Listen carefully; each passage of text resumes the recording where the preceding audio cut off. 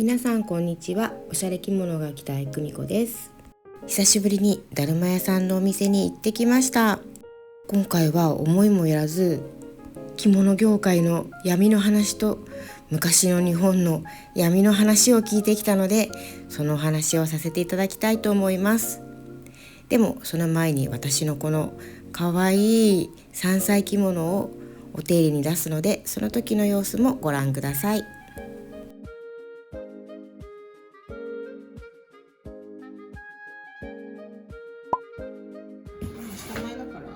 なんかありました？ちょっとなんかちょこちょこ黄色っぽいの。そうなんだ。なんだろ買ってからまで一回もらってないから、目が悪くてよく見えない。まあでも人前だったら、別に。確かにそうですね。はい。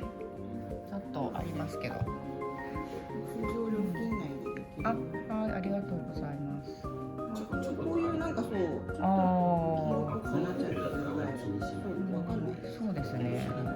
2、3回着て出かけた感じですね。この間久しぶりに出したらすっごいシワがひどかったんで、これちょっと一回クリーニング出さなきゃなと思って。はい、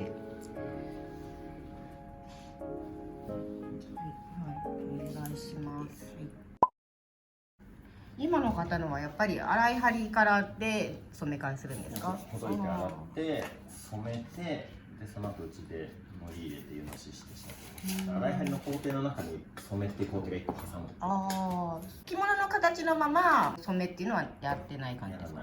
丸染めって一時流行ったけどね。あれは相当着物にとって良くないと思うんで。そうなんだ。だってなんかなんていうのかな。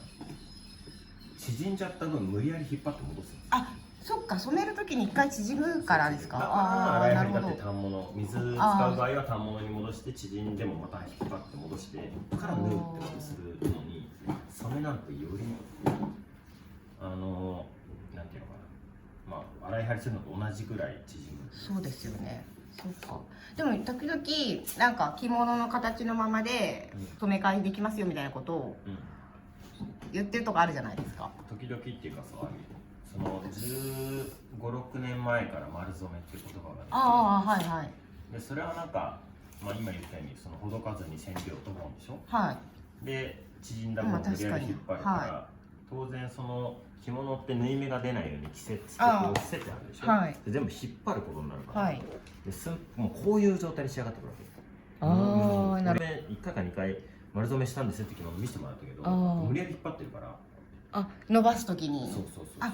へえ。だから仕立てとしてはガタガタになってるわけ。確かに言われてみたらそうかも。そうだし、その丸染めするメリットって金額が安いからっていう理由なんだけど、それでも3、4万かかったんです当時。うちほどいて洗って染めて仕立ての人もその当時4万5千とか。いや意味なくないみたいな。そもそもメリットが何もないと思うんだけどっていう感じでしたね、当時から。そっか。だから結局どこのとは言わないが全国的に溶いて洗い張りして仕立てるっていうのを高く取りすぎてたから、じゃあなんとかほどかずにやるっていうことを編み出しちゃったの。なるほど。で仕事の良し悪しお客さんがあんまり分かんないから、値段だけでそっちにちょっといっちゃう流れがあって、いやそれはダメでしょう。だってなんか普通のなんかチェーンの呉服屋さんだと洗い張りして仕立て直しだとやっぱ6、7万ぐらいかかって、それで染め替えってなるとやっぱ10万クラスですよね。15、6万とかしちゃう。そうすると色無地とかだったら新品買って仕立てた方がいいじゃんみたいな感じになっちゃいますよね。よくね、もうだったら買っちゃった方が安いですかってみんななんかもうすっごいそのセリフ言うんだけど、それはね呉服業界が悪い点もあるんだが、そんなわけないじゃん。新しく作るのの半額以下ぐらいにしなきゃねっていうのもあるんで、それくらいには収まるようにしてるつもりなんだけど、なるほど。他の店が高すぎてそうなっちゃう。確かに。染め直しの見積もり当時からもうまさにおっしゃるように15、6万とかの見積もりからだったんで、うち当時5万ぐらいだから。どういうからくりって思っちゃいますね。そうなんだろうっていうそうなんだ感じだったんだよね。まあその身幅直しとかその部分直しとかも受けないのも同じような理由で、あ、なんていうかな、なんか安くて悪い仕事をするのが嫌なんですよ。そのよっぽど生地が弱くてこれ洗い張り耐えられなくてでも着たいから雪だけなんとかとか言われたらやるけど、基本的には一時安く済んでも後々絶対その人をなんていうのかな、ちゃんと直した方がよかったかなって思うはずだから、そっちを勧める。なるほど。この間私の友達がおばあちゃんの達郷の大島を持ってきて、で洗い張りと仕立て直しを相談に来たら、あまりにも古すぎて、でなんか長く持つって言われてるけどその布が傷んで、これはちょっと洗い張りとかに耐えられないよみたいな感じで言われて、で諦めたんですってこの間言われたんですよ、ここで、覚えてます？わかんない。あ、本当に？誰さんっていう方で、そんな日常茶飯事すぎてそっか珍しくなさすぎる。そういうのって多いんですか？しょっちゅうある。あ、そうなんだ。やっぱ古すぎてですか？特に大島はその戦後、そうだな、昭和3、40年代以降の大島すごい丈夫なんですけど、はい、それより前の大島すごい弱い。あ、だまあその時代による思った瞬間は分かるけど。あ、そうだし、まあその当時銘線とかさ、まあ、全部質が悪いわけ。糸質的に。もう折られた瞬間からかなり弱いので、なんつうのかな。それ技術的な問題ですか？昔より今の方が、今とかその高度経済成長期以降の方が、まあ、糸質が丈夫。当時日本って絹すごい技術あったけど、もう外貨稼ぐために輸出ハブタイ使ってた。その割と粗悪な糸しか国内用の回ってなかった。そうなんだ。そう回って、銘線なんてまさにそうね。そうなんだ。そうだからそのなんていうのかな、うちなんて結構ちゃんと洗い張りやるから、ガシガシで、それやんないと縫い目の跡消せないからちゃんとやる分生地がちゃんと丈夫じゃないと。なるほど。そういうわけなんですね。で、洗い張りやると弱くなるってことはあんまないんですけど、弱くなっちゃった生地を洗い張りすることはできない。なんか最後に袖の内側の布をちょっとピリってそうやったら、それでもう納得しましたってあれをさ、その乾いた状態とかちょっと縫えて切れちゃうようだったら、思いっきり縫えた状態やってバンと貼ったら割とどっかしら切れちゃう。いらっしゃいませ。明るめにしたいけど、でもそうすると犬のデザインとは合わないよなとかね、もういろいろ思うんだな。やっぱ紫ちょっとやだな。こっち系がまだ可能性。その雰囲気でできるのか。いや、わかんないけどね。小倉さんできると、いや、その色はねえよって。あるかないかだけなんだと思う。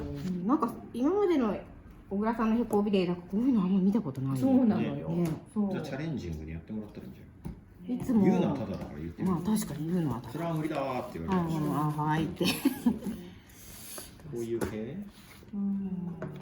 綺麗な色。そうだな。そっか。そうです。やっぱ俺は買った方がいいけどな。でも春とかだったら、さっきのボルドーとか良さそうな気がする。あったかみのある感じの色。なるほどな。これにこういう系で持ってきたら冬よ。これにこういう系だったら春でいい。っていう風に使い分けて。なんかね、わかんない。いいの。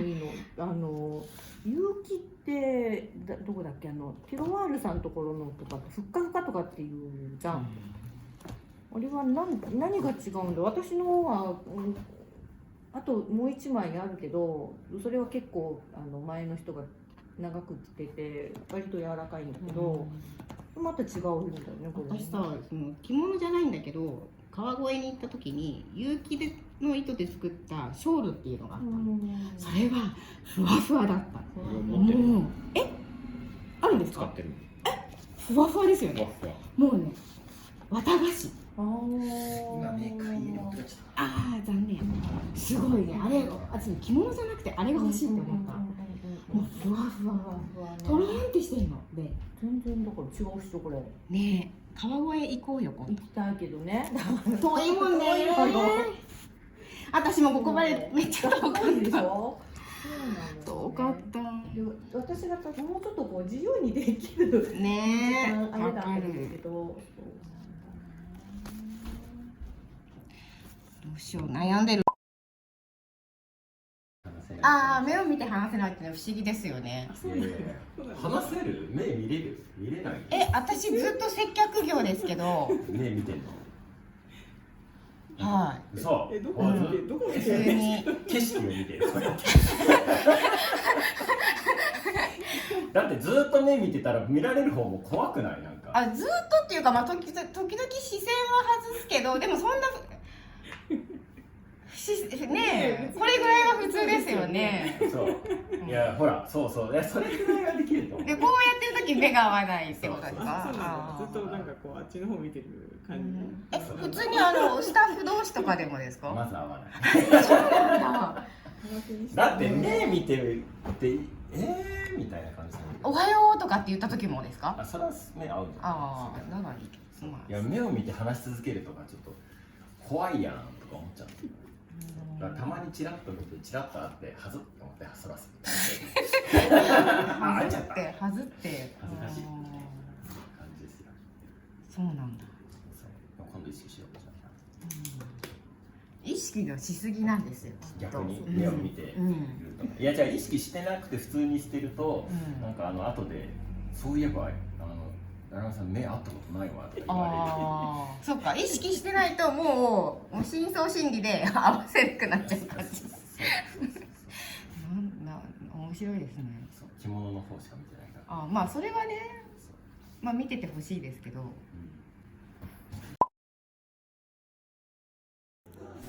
富士工房さんが東京にお仕立て相談にいらしてたので、ちらっと覗かせていただきました。こちらの富士工房さんとその後行った着物マリアージュカハナさんの様子は来週お届けしたいと思います。私はこの富士工房さんの魔物が住む棚から無事に逃げてくることができたのか、それとも捕まってしまったのか、来週ご覧ください。最後までご視聴ありがとうございます。このチャンネルでは毎週日曜日夜9時からプレミア公開で着物に関する動画を公開しています。それではまた来週お待ちしています。ありがとうございました。